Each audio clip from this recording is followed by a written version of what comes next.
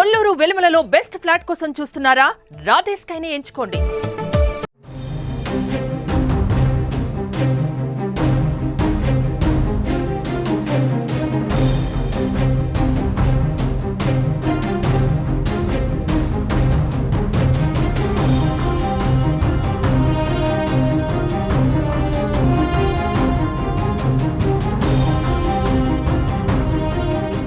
YCP నేత గన్నవరం మాజీ MLA Vallabhaneni వంశీకి విజయవాడ కోర్టు 14 రోజుల రిమాండ్ విధించింది.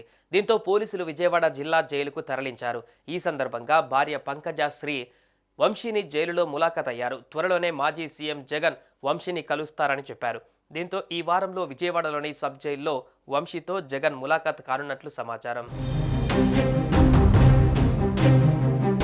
గన్నవరం మాజీ MLA Vallabhaneni Vamsi SC/ST act కేసులో పోలీసులు అరెస్టు చేశారు.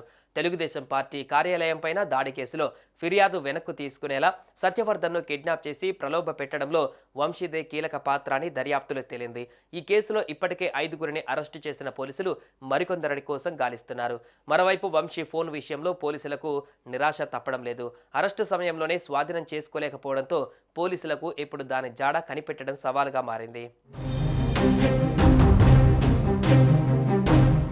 మరోవైపు ములాఖాత్ ద్వారా వంశీని కలిశారు ఆయన భార్య పంకజశ్రీ. అనంతరం జైలు బయట మీడియాతో మాట్లాడుతూ ఆమె సంచలన ఆరోపణలు చేశారు. ఆమె మాట్లాడుతూ సబ్ జైల్లో ఉన్న వంశీకి ప్రాణహాని ఉందన్నారు.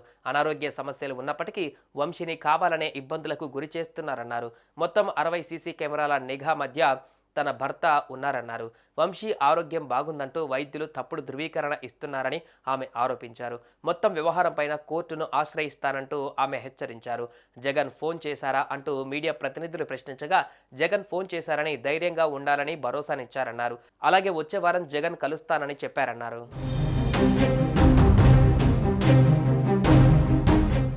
చెప్పారు నాకు నెక్స్ట్ వీక్ ఆయనతో మీటింగ్ కూడా ఉంది చెప్పారు. వంశీ గారు 2 సార్లు ఎమ్మెల్యేగా ఎలక్ట్ అయ్యి మాకు ఓన్గా మా అరుణ మెమోరియల్ ట్రస్ట్లో మా సొంత డబ్బుతో అన్ని కోట్లు ఖర్చు పెట్టి మేము సర్వీస్ చేస్తుంటే ఈరోజు జస్ట్ 20,000 కోసం ఆ కంప్లైనెంట్ సత్యవర్ధన్ అనే అతన్ని మేము సుమన్ టీవీలో మీ పర్సనల్ అండ్ బిజినెస్ ప్రమోషన్స్ కోసం కింది నెంబర్కి కాంటాక్ట్ చేయండి.